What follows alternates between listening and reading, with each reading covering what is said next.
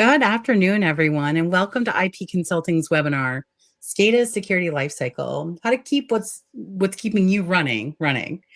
I'm Kimberly Glowacki. I'm the Director of Strategic Growth for IP Consulting, and I'll be your host today. Joining me is Alex Boyce, and he's IP Consulting's lead engineer and municipal security specialist. Thanks, Kim. I'm excited to be here. This is one of my favorite topics to talk about with municipalities. Thanks, Alex. Before we dive in, I just want to give a quick reminder to all of our participants that this session is expected to run about 45 minutes. We're going to include some Q&A at the end, so please feel free to drop your questions in the chat at any time, and we'll do our best to get them addressed throughout the session and then also at the end. So, all right, Alex, let's get started with the big picture. Some folks from our team were recently at the Michigan Municipal Electrical Association event that was held up in Muskegon, and there was a lot of curiosity and engagement around the topics of SCADA. So in addition to SCADA, though, I'm hearing a lot of terms like IT and OT. Can you help me with a high-level understanding of that terminology? Yeah, that's a great spot to start, right at the foundation. So let's start with SCADA. That is actually an abbreviation for Supervisory Control and Data Acquisition. So we'll break it down a little bit. Supervisory control, that's, it allows your operators and your employees, people working on the system, to remotely monitor and control processes. And then data acquisition, that's the real-time collection of data from those machines that are on the network. So that can be, tank levels, if a valve is open, if a breaker is tripped, if a generator is running. There's various things that could be out there, especially in a municipal environment. With that, there also comes centralized monitoring. So that gives you a user interface where your staff can monitor what's going on the network, what's going on with the devices.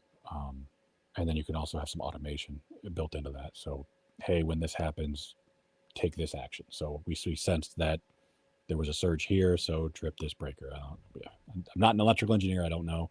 I also don't work with water. But that level of automation is capable with a SCADA environment.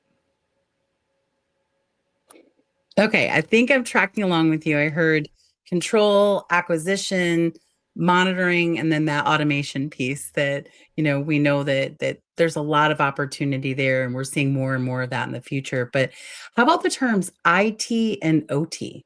Right. So IT and OT are more broad a little bit. So IT is going to be your, what you're using right now to watch this webinar. It's your computer. It's what you answer emails on. You get your instant messaging, open up Word documents, edit files. It's that business and admin side of the house. That's where for the most part, your users are going to be. And then OT, that's where you're going to have the machines. Like I said, in a municipal environment, that's where you're going to have your generators and your pumps and your valves and breakers and all these other components that might go into your various SCADA systems. The primary area on the OT side, you don't really have very many users, like employees or people working in the OT side of the house. For the most part, the endpoints are those machines, and they're the ones that are taking actions on the network. So to compare the two, IT is very user heavy, very dynamic, and there's a lot of different applications, and there's a lot of functions happening, and not as you can guess what's going to happen on the network, but there might be some anomalous traffic or other items that would be honestly kind of expected to some degree, where OT is going to be very steady. You're going to expect that there's not that level of change in the OT environment because you don't have people joining Wi-Fi. You don't have a lot of other things that might happen on the OT side. Okay, that's helpful. I really appreciate that you took the time to lay the groundwork, and I understand the vocabulary a little bit better.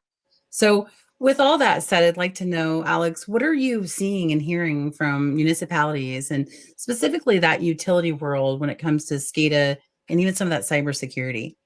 Right. Yeah. It's a hot button subject right now. It's an area that we've seen a lot of attacks take place and a lot of news articles come out around the cybersecurity and SCADA spaces. So municipality utilities they're under a lot of pressure. They're under, the cyber attacks that are taking place are visible. So, we're just seeing a lot in that space. And then even down to really small municipalities, the size has not really determined as much if you're being targeted or not. It's those, frankly, the attackers on that are targeting SCADA and OT environments are generally more advanced. You're not just getting, a low level attack looking to ransomware a system. You're getting nation states attacking, trying to destroy public trust. So there's a lot there to unpack. So trying to be condensed here, Kim, but basically the attacks are dynamic. They're changing, and they're targeted by competent attackers. So they're people that know what they're doing, and you got to move forward with the times and try to keep up with it. So we know things are coming down the pipeline to push more compliance concerns and get regulation in place to better secure these networks. So it's something that we can't ignore. We have to move forward and get those issues resolved. Yeah, I think you said it really well there. I don't think anybody wants their municipality to be the front page of the paper unless it's for something, amazing. So those attacks are certainly something, we want to keep in mind. We know that's a fear for a lot of folks, and how do we mitigate that? But I want to camp on the compliance piece that you kind of mentioned there for a moment. It's something I don't know that everyone was going to be expecting to hear as part of this conversation. Can you expand on that piece of it just a little bit? Yeah. So the government they haven't come out and said anyone has to comply, as far as I'm aware, and that might vary state to state. And that's kind of where we're seeing some movement. Is there are some states that have expanded their compliance for various sectors that work within the state and may have state funding. But with the amount of attacks that are going on and the movement we've seen, particularly around some of the like DoD contractors that now have to be compliant with different rules, the anyone receiving like any kind of financial benefit from the government having to do some compliance concerns. That's where we see these things moving, and the benefit, even until they actually come out, is you'll be prepped if they ever come down the pipeline, but also it gives you a goal to work towards. So you have a common goal that you can say, hey, I want to hire this company to work with me, or I want to hire a new IT director. You can give them an outline and say, hey, this is the standard. This is what we want to work towards. And until you have that goal, it's sometimes hard to know exactly what you should implement. So we see that coming down. We've seen regulatory fines and insurance challenges and public trust for those that maybe aren't up to snuff right now and have been hit, or maybe, especially for some of those more, how did they get hit? How did they not catch this earlier type items that we sometimes see in the news, where it seems like after the fact it's very obvious, but when you have a need for compliance, it got missed. So, we've seen towns get hit with ransomware. We've seen municipalities get on the front page of news, like the newspaper, or show up in headlines. That's something we have to be concerned about and moving forward. Yeah, and I think you say it really well when you say it's sometimes, even if you're don't have those compliance requirements, it's a good standard for us to get to. And I'm probably going to poke you a little bit more to talk about compliance later. I know we talked about the SCADA piece, but tell me, Alex, what's I want to understand what's happening when something goes wrong in these environments, and what's really at risk here. So the number one thing is public trust, right? When you're a small municipality, your customers, say you have a town of under 20,000 people, that they see that and they go, wow, my small town got hit. It's not a good feeling when you don't know, okay, what level of this was this? Do I have any concerns about did my data get leaked? Because obviously you have some customer data as you're billing. And then also, if there's automation on the network, is your SCADA network to the point where they could take down your services? Could they trip a breaker and take power out?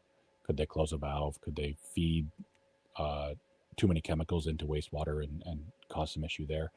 So there's all those concerns that people are going to have when they hear someone get hit. Even if you got hit and it was a very light, say, an email hack on your IT side, there was never any danger to the SCADA environment. It makes the news because you're such a public company. Yeah, I think that's the, really the criticality of what I think a lot of the utilities folks that are on the call with us, that they're facing, is that their systems are important, right? So it Mhm. really is that whole topic of securing what keeps you running. It literally means keeping those communities up and running safely. Exactly, 100%. All right. So I've heard you use the term SCADA security lifecycle, and I know that that's part of the topic that we have as well. Can you walk us through what that means? Yeah. So the SCADA security lifecycle is what we call, and also we may refer to as a cybersecurity lifecycle, which there's several frameworks out there. The one we use is a 5-step framework or a 5-phase framework that, and then specific to SCADA, would help you secure your IT and your OT environments. So the 5 steps are assess, that's identifying all of your assets, your vulnerabilities. Hey, how are we configured right now? Getting an inventory sheet, running through a full assessment of the environment. We then take that assessment and we remedy high priority items. We secure those items and we lock everything down. So, baseline protections, getting a network, some network segmentation in place, getting multi-factor authentication, patching any out-of-date devices, which is common in a SCADA environment. And then the third step is monitor. That's making sure that we're keep up to date, that we're looking at the environment and making sure that we don't have issues between the IT and the OT networks that we're missing. Maybe the assessment missed a gap, and now that we fixed something, we can now see it a little bit better. Um, that's that monitor. And then respond. That's an incident response plan. That's the ability to see when there is attacks taking place. How are we responding to them? How do we quickly resolve them, and immediately uh, close the issue and respond to the incident? And then evolve. That's the last step. That's reviewing everything we've been doing regularly, whether that's quarterly or you know twice a year, updating those controls that we have in place, and then we document what we've put in place for future planning. All right. So I want to make sure I heard assess, secure, monitor, respond, and evolve. And so, really kind of a life cycle. And I like this is the same framework that you're recommending for IT and OT. Correct. Yeah. So this is more of a cybersecurity as a whole framework, so that you can pull both of them in. I mean, it's very. Those aren't necessarily the most specific frames, right? Like we aren't specifically calling out. Oh, now look at breakers. Now look at water valves. So we're trying to be a little bit higher level with that framework, so that we can encapsulate both networks and evaluate the security on both sides of the house. Perfect. And can you tell us a little bit, when you talk about security and we talk about cybersecurity, and that's something we talk about a lot, but I think you've got some great analogies around physical security and that cybersecurity that really marries up well. Right. Well, so from the framework, you can kind of tell that this is not something where we're going to come in, or anyone's going to come in and just fix it and then they'll leave and we'll be done. Right. It's not a we're going to show up on Tuesday and be done by Friday and then you're never going to hear from us again type of relationship. It's ever evolving. We're going to have those constant evolve meetings where we might need to go back and say, whoa, we missed something huge, or whoa, that's a big project you want to undertake and you want to add a new substation. We got to evaluate how we're going to do that. Do we need to change some things on the network and move through with that? So that's where it's an ongoing process. You're never done with security. And the analogy I've always used is, if you had a physical security need, you wouldn't have a guard walk through one time, say, hey, thanks, great, and then not have him come back ever again. He's going to have to make patrols. He's going to have to sit and view cameras. He's going to have to lock the doors, unlock the doors. There's going to be a lot of steps in that physical security space. You have the same thing with cybersecurity. It's no, I mean, there are different tools. You're not sitting and watching cameras, looking at a computer screen, right? You have a different tool set, but you still have that same need and requirement for continuous monitoring and security. Yeah, I like that. I agree with you. I think the evolve piece is big. So you're always kind of going back and revisiting it as the needs change or as the compliance pieces change. And I like that analogy of the security guard, right? So it's that constantly going through and checking, and that kind of goes back to, I think, the monitoring piece of it. And so it's a good segue. I think I want to ask you, Alex, as you've worked with lots of municipalities, like, what do you see as the biggest blind spots when it comes to SCADA systems today?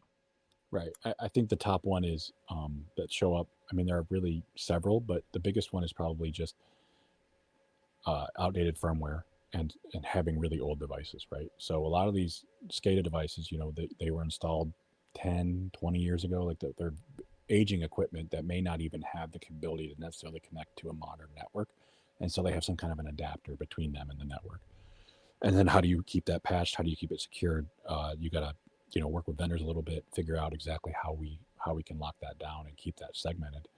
Um, the other one we see a lot is like shared credentials. We have like controllers, or we have people working in stations, and they're all logging in with the same username and password. They're all sharing those credentials, or they don't get shifted when people leave. Say we had a contractor working and they knew the password, we didn't change it when they left.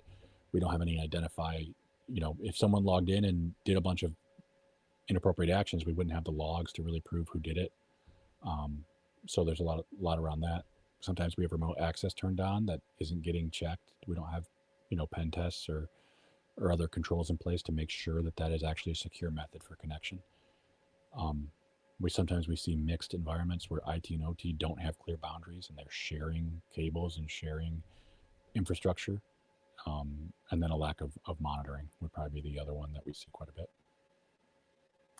It's funny, when I was asking you, the biggest blind spots, I expected there to be these like really complex issues. These really don't sound as scary as it kind of what I was anticipating. And I have a hard time believing that they're just getting overlooked. Can you help us understand like what's driving these being kind of the blind spots?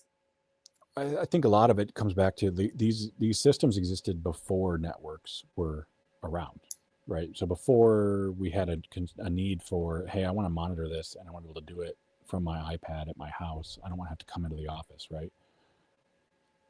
That didn't exist back when these were first maybe deployed or rolled out, or people have been there a long time, and it's newer to them. So we didn't have a good asset inventory list before, because they weren't interconnected. It wasn't one big machine. It was, oh, that's this part, and here's this part, and they never talk to each other.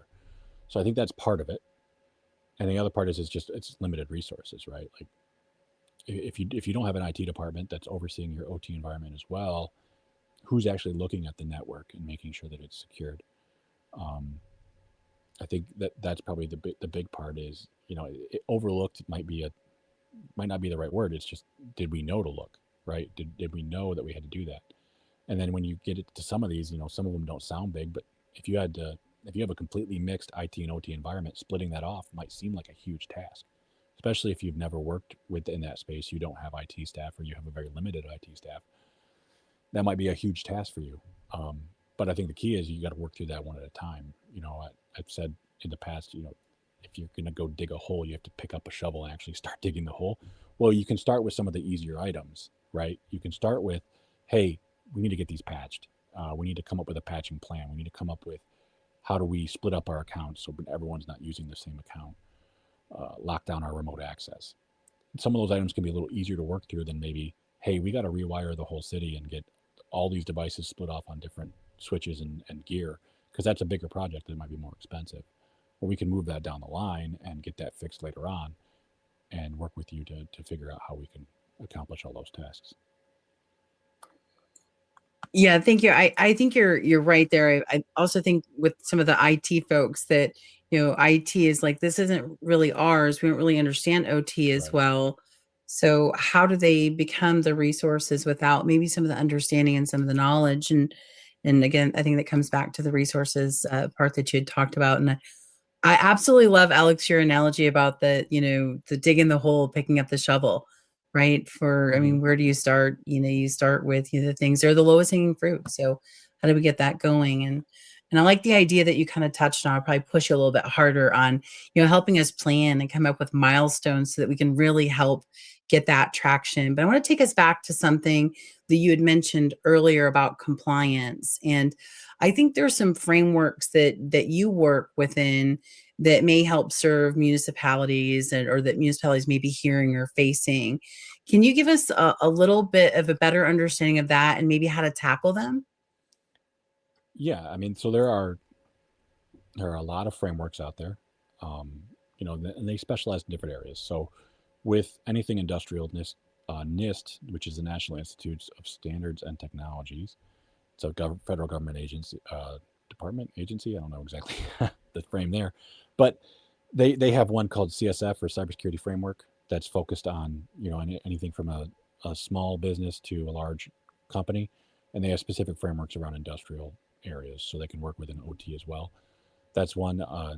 Center for Internet Security is another expert area where they have some benchmarks you can use, and you can kind of custom that and make your framework fit your needs and your requirements.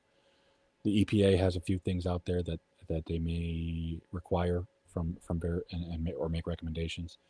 So I mean, there's a few organizations out there that have these frameworks. It's about picking the right one and then trying to strive to meet that goal. So set your framework you want to meet, and then treat that as the basis for, hey, we're doing a good job if we can meet these, I don't know, 90, 100, 200, however many controls we have that we need to comply with. I mean, it's a lot of controls no matter how you look at it. And I Right. know that I've heard you say really kind of creating the plan and, executing on that plan instead of waiting for those requirements to make the progress. But what are some of the things that we can help municipalities gain momentum towards that secure SCADA environment and get on that potentially audit ready path, at least, making sure that we're compliant without having a really heavy internal lift? Well, I mean, you don't know until you go in and you look at the environment. You get, particularly an outside set of eyes is always helpful with that, right? It's hard to grade yourself accurately and be confident that you're doing a good job with that grade, because you might have a blind spot that you don't 100% you're not going to see. So that's coming in and doing an assessment, getting a prioritized plan together, and then maybe coming alongside and co-managing through that process. So we talked about the 5 phases earlier. That's that assess phase, and then maybe we start into the secure phase to fix some of these issues, right? And then providing you with dashboards in a platform called a GRC, or a governance, risk, and compliance dashboard, where we can work together. We can upload these documents. We can develop network policies, whether they be on the network or for the company. We can keep those in one location. We can make sure that they're getting checked regularly, and like, hey, did this change? Yeah, we upgraded to this server, so now this policy needs to change to this. That can all happen in real time, and we can collaborate. Those are all really important, especially as you're talking about a limited team and a limited time frame. Maybe it's important to be able to have the right tool sets in place. Okay, I'm hearing that planning coming in again. So coming up with those resources externally that can come alongside. But I also wanted to talk to you about the monitoring tools that come in there. I'm assuming you have some recommendations on that. Yeah, I do. I mean, I think the biggest piece is, at first we got to make everything visible, right? Especially, and this is specifically on network. So we're not replacing your SCADA monitoring. What you're using to monitor your SCADA environment for the actual machines themselves, for whatever operation you're doing, whether that's water, power, wind, whatever operations you're doing, that system stays. This is, hey, how's the network look behind that? That's, hey, is that SCADA server online? Can we reach all these devices? Are your switches working? Is your firewall policy functional? So for those, monitoring that traffic in those devices, and then the security behind it, we need to have good visibility and documentation. So what's your environment look like? What's your inventory of network devices or network infrastructure? And what kind of firewalls, switches, routers, everything that's on the network, and then what's that cabling look like? How are those interconnected? The problem we run into is a lot of times we just don't know. No one's had anyone who's familiar with networking or IT or OT networks through in some time. Maybe we've had some people in, but they've just been programming like adapters or controllers, or doing specific endpoints, where they're not looking at the environment as a whole. So in order to be able to pull in monitoring, we have to know where everything is, because how do I know to look at it if I don't know that it exists? That's really a problem, that chicken or egg type issue. So with our solution that we've chosen, we're going to give you dashboards, we're going to give you insight, we're going to give you alerting automatically, where we're going to have a unified space where you can come in and say, hey, this is exactly what we're looking at. These are the tools we need to log into. These are, if IPC is going to alert me if they see an issue of, hey, this cable looks like it's going bad, or hey, this switch just rebooted. Why did that happen? There's someone out there. Did they hit the power on accident? Things like that, as well as having some best practices in place for monitoring and managing that network. I think that's great, and I've actually seen you and your team kind of working side by side with some municipal clients and their technical teams, doing all the things that you were just mentioning, as well as kind of educating them on what is our next focus. So, okay, we've kind of tackled these things, and that's part of that, that plan. Moving to the next step forward. Can you share a real world example with us? I'm not going to ask you to say any names because I know we're talking a lot about security here, but can you at least give us an example of something that you've done? Yeah. So, I mean, we've worked with obviously several municipality customers on their SCADA networks, but we had one, I think this was a year or two after COVID, so it was more recent. But we walked in and they had these firewalls that I knew from looking at them, because we had sold some way back in the day. They were very out of date. They were not supported. They hadn't been supported in probably 3 to 5 years. We pulled it out and they were directly connected to the internet, protecting the SCADA network, and they hadn't been patched in almost 10 years, which means that they had a ton of vulnerabilities. They had a ton of issues. They weren't supported by the vendor anymore, and they're the only thing between the internet and the SCADA network. That's a problem. That's something that's obviously a huge gap that we need to get addressed. And it's not that the municipality didn't know, it's that no one was keeping track on what was going on that SCADA network, right? No one knew that particular brand of or model of firewall was so out of date. They thought everything was being kept up to date automatically. So it's about checking those items, saying, hey, I've seen this item before. We have a lot of years of experience on our team, and then working towards fixing those gaps. So that municipality in particular had some other compliance gaps that were a concern. They had limited IT staff, and then they had no real they didn't have the ability to see what was going on in real time or have someone looking at that in real time. So we worked with that team to kind of close those issues. So one of the first things we did was like, hey, those firewalls have got to go. They're actually probably hurting you more than they're helping you. And then move all that traffic, instead of the SCADA directly connecting to the internet, put it behind the IT network. It had a separate firewall. So there's 2 layers of security there, and the firewall for the SCADA is really just acting as a segmentation point between the IT and the OT environments. And then just working through and closing those vulnerabilities, updating OS patches were out of date, getting those applied. We had some other old network equipment, getting that updated, getting everything moved over to a standard, and being able to support it, and then pulling that into monitoring so we can keep track of it. And the work you're doing with them today, what does that kind of look like from a compliance standpoint? Because if you've kind of done the whole where you've got everything secured, you're doing the monitoring, you kind of identified some response. What does the response and evolution phase look like with them? So right now we're still kind of working through response to some degree. There are still some open items that they just didn't have budget for, or were lower priority, that we're going to try to catch up later. The other one that we're working through right now is just trying to get some network policies in place, right? And that's more operational policies. So a written policy document that everybody has to follow, that we then can say, hey, if you're going to come on board as a contractor, you have to comply with these. If we're going to purchase your brand new cool cloud app, you have to do this stuff for us to be able to work with you, and you have to be able to certify that you're going to comply with our network security policy. So that's what we're working through right now. Kim, I got to tell you, that's super exciting stuff for everybody involved. Everyone loves to sit through policy meetings, but it's really important, right? It's not fun. It's not the most enjoyable thing to sit down and read through a huge document that's just all network policies, with sometimes more technical components that we have to kind of walk through and explain. But it's really important because it's what keeps you secure in the future, and allows you to, it's how you build your whole network later on. Alex, is the fact that it's not super fun work, is that why they're turning it over to you and your team to do? To a large degree. Unfortunately, that is a document that they do have to at least read once to make sure that we're not putting anything crazy like, hey, you have to do this, and You can only contract with IP consulting. They want to make sure that's not in there, right? Can you put in there that they have to wash my car just like once a Yeah, week? exactly. Could We'll we see what we can somehow, slip in. yeah, see if they can if we can slide that in and no one will notice. But Right. thank you for sharing. I know that it makes you really uncomfortable when I ask you to talk about security stuff with our clients. So thank you for sharing that. But it sounds like the key takeaways there are that the the path forward doesn't have to be overwhelming, and really it doesn't even have to be that expensive.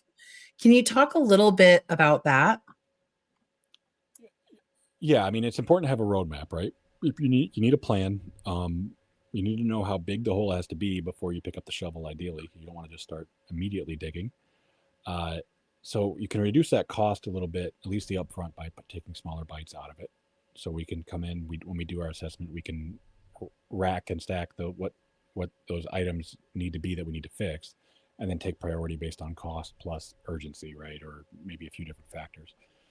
And then coming alongside you to help you as much as we can, and kind of act as a, either if you have an IT department, act as a extension of their abilities, or if you don't have IT department, come alongside and kind of act as a virtual IT department or an extension of your team to work in those spaces.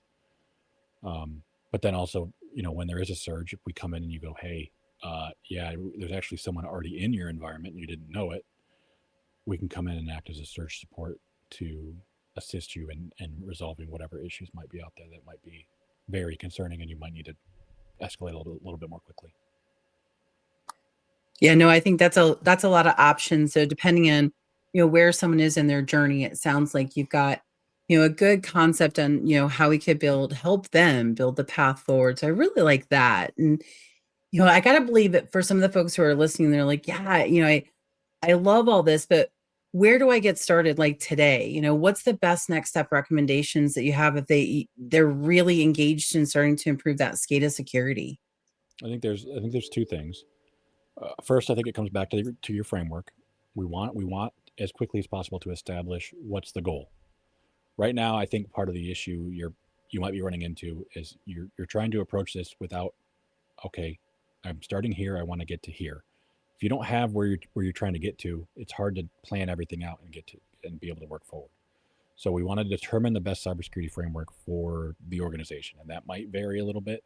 We have some options, and we can kind of walk through that. We want to implement layers of security as well. So, like I was mentioning earlier about the other municipality where they had a firewall right on the internet, if we can actually slip that behind the OT net or the IT network, now we have a buffer zone where they have to get inside the IT network first, and then they can take a crack at the OT network. So that can be a big benefit, just to, if there are vulnerabilities, at least you have something behind another network so that you don't have someone that can get directly to the OT environment from the internet. You also want to set up monitoring. Ideally, you'll have some kind of MDR, which is managed detection and response, reporting into a SOC or a security operations center. So that SOC would be able to take actions that it sees. The MDR is kind of like anti-malware, only it has some additional capabilities, where if the SOC sees something happening on the endpoint, it can actually remotely quarantine that. So it can't talk on the network. It can only talk back to the security operations center. So if they see ransomware taking place, for instance, they can immediately lock that computer, have it only allowed to be reporting back to the SOC, so that if it's a false alarm, they can release it. But then that prevents that ransomware from spreading throughout the network, and maybe infecting more computers, getting into your backups, which is then when you have a really bad day where you can't even restore the data. So those are some items that are important. The earlier you can detect that by the Security Operations Center through their various tools and platforms, including a SIEM, or Security Information and Event Management tool, which is more like used for logging and forensics, and being able to determine where an attack came from, how it came in the door.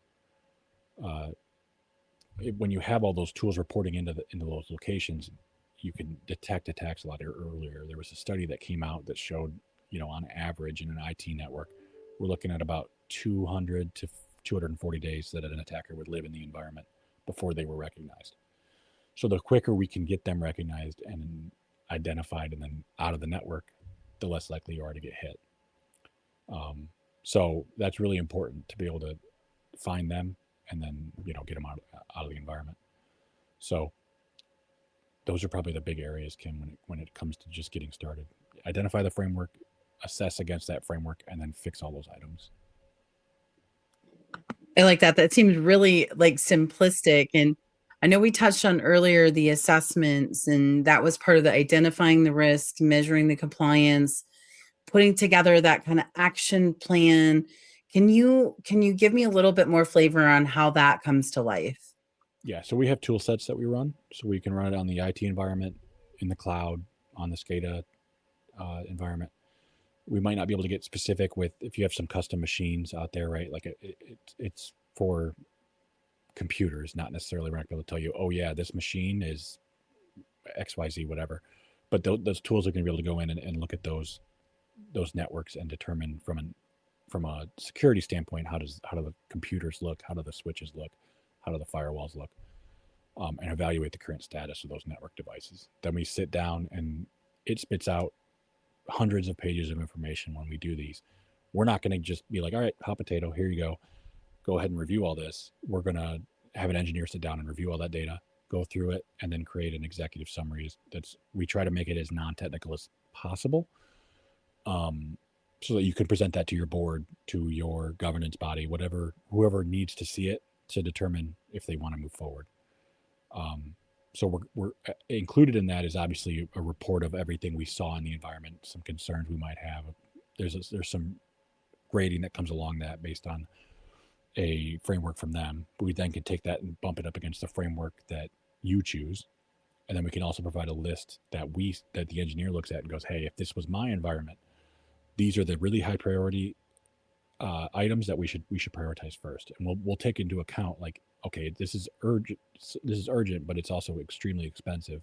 Maybe that gets bumped down one or two over some urgent but very cheap or very light lift items that we can immediately knock out and at least improve the security of the environment. So we try to make a tailored project plan based on that. Then once we have the full framework, then we can actually make a tailored full like gap assessment against that framework as well. But that would be a separate engagement. Okay, so I want to make sure that I heard you correctly with that assessment. So you're going to provide customized outputs, including, the raw data, so all the raw reports, which I probably can't read. I'm looking forward to that executive or presentation for the leadership or board to be able to read that's written in real structured terms of what's needed to make sure we're securing that SCADA network. But then also, what I think is the big piece that we've been spending a lot of time kind of talking about, the plan, right? The prioritized recommendations along with a project plan to get to where we want to go, that end that you were talking about earlier.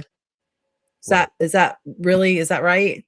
And the only other one that I would say we have done in the past, we've also went in front of leadership or in front of the boards with, maybe if we have non-technical people trying to present this stuff and they go, what, this is way outside my depth. Can you at least come in to answer questions? We've come alongside them to assist with that. I think that's the consulting piece. I love kind of seeing you and your team work alongside with our client teams, and it getting blurry, where you guys start and stop because you're just working so well together. I think that's an exciting piece for me. But I hate to do this to you, Alex, because this has been really great information, and the time has really flown by, but we only have about 5 minutes left if we're going to end on time. And I know we wanted to save some time for those audience questions. So I've got a few that have kind of come in here. So I want to kind of shoot them at you and see how many we can get through. So this first one I have, it says, should we have a unified security policy that covers both corporate IT and SCADA networks, or should those be separate? For the most part, I would recommend that they be one document. That way you can reference them together for your frameworks. But obviously it should be called out like, hey, this only applies to the SCADA network, or this only applies to the OT network in certain areas. So there might be individual policies that only apply in certain spaces, but you should have one set of documents that applies for both environments. Yes, that way you have a single reference point. Awesome, thank you for that. I've got another question here. It says, I already am working on new SCADA systems. Are there specific products or tools that you would recommend? Yeah, I mean, we obviously have our vendors we work with. We work with a lot, like some firewall vendors, and we work with switching and those ruggedized, especially in those SCADA environments. A lot of times you get those ruggedized switches or those more industrial switches where they can be in an outside electric cabinet for all year round and get super cold or super hot, not and run without issues. So we have specific products that we work with in those SCADA environments that can sit on DIN rails and do other components that are more SCADA focused. As far as specific software or other products, we have our common stack that we run with. So we run with our security operations center, our SIM, our MDR. Those all work within SCADA environments. I think that's a really good point that you make, is that I know that you've done a lot of work, Alex, to kind of evaluate which are the right tools and which are the right products. And I feel like every time I ask you about it, you say, well, it depends on the use case, Kimberly. We want to make sure that we're delivering the right tools to the right folks. So I appreciate that. And I know you've done a lot of work on that. Here's another question we have is, are third-party integrators required to follow our security policies? So they should be. That's actually going to be part of your policy on if it applies to contractors or third parties. Generally, yeah, I mean, you're going to want policies in place because you don't want, if you hire IP consulting, we'll use us as an example, and we come in and we'd say, hey, you know what, we don't need firewalls anymore. Let's just plug directly into the internet and everything will be fine. You should be able to get mad at us and say, hey, whoa, what's going on over here? We can't do that. You want to have those controls in place, especially as we move more and more into like clouded applications where you want to know that they're actually following security best practices in the cloud, because you're not going to be able to see it immediately. You're just connecting to the app. Well, if that app has a huge security vulnerability and they aren't patching it, you need to have some level of control or policy in place that says that they have to. So that's becoming, I think, more important that you apply those and that you actually send those out and say, hey, this is all the requirements we have. Can you meet this before you make any purchasing decision on some of those clouded apps or some of those other products that you might be relying on third parties for? And that's the fun part that we talked about earlier, right, Alex? That's the part that you and your team love to do, is write all those security policies. And right, I want my car wash is all I'm saying. All right. I've got another question here. I'm going to try to slide in one, maybe two more. How often should we perform security assessments or penetration tests? So it depends on what we mean. We always want to reassess annually for what we've done. So say we finish meeting our goals to our framework, we still want to come back every year and be like, all right, hey, is that all the stuff we said last year still apply? Because things do change. Sometimes, a new vendor comes in and we got to change some pieces. We get a new firewall, we change firewall vendors, we change security vendors. Whatever happens, we need to adjust from there. For pen tests, we recommend one a year, but then every 5th year we recommend what's called a red team test, which is when you invite the testers inside your network to evaluate if someone got past your firewall, how would your system respond? And then I'm going to ask you this, and partially this didn't come in from the audience, is because I know the answer and I just know you're passionate around it. So should you let your IT managed service provider also do your penetration test? No. Luckily, that's a very short answer, Kim. You don't want to have them grade themselves. So it doesn't make a ton of sense, and from my perspective, I absolutely want that feedback. I want to know if I have a gap I'm missing, right? So I don't want to do the pen test. I don't want to do the red team tests. I have to be involved with the security assessment, right? So the IT will do their own security assessment. But for where we're getting graded, when we're doing those penetration tests or those red team tests, we absolutely should not be highly involved. Now, what I will say is when you're doing a red team, we should be made aware, because we've had them in the past where they didn't make us aware, and we did what we were supposed to do, which was shut their network off and make sure that the attack didn't move forward. But the problem was it was on a Wednesday in the middle of a work day. No one was very happy with us that day, even though we did what we were supposed to be doing. I knew I'd get some passion out of you when it came to that. I know that we've had Mhm. some great conversations around that in the past. But Alex, these are great insights, and I really appreciate it. I want to give you the final thoughts before I close this out. Yeah, I mean, I would just say, for everyone who's working in a municipality that has a SCADA system, it's critical infrastructure. It's really important to everyone, that every one of your customers that you serve, and these have been really big stories the last 5 to 7 years, however long, uh, you know, where these attacks have been coming out. So moving forward and being able to get to a point where you're meeting those goals and setting a goal that's aligned with a common framework, I think it's really important and something that we absolutely want to work with customers on. No, I think that's well said. Thank you so much, Alex, for all this information. And thank you everyone for joining today's session. We are going to be sending out a replay link as well as a link to schedule a conversation or request one of the assessments that Alex was talking about.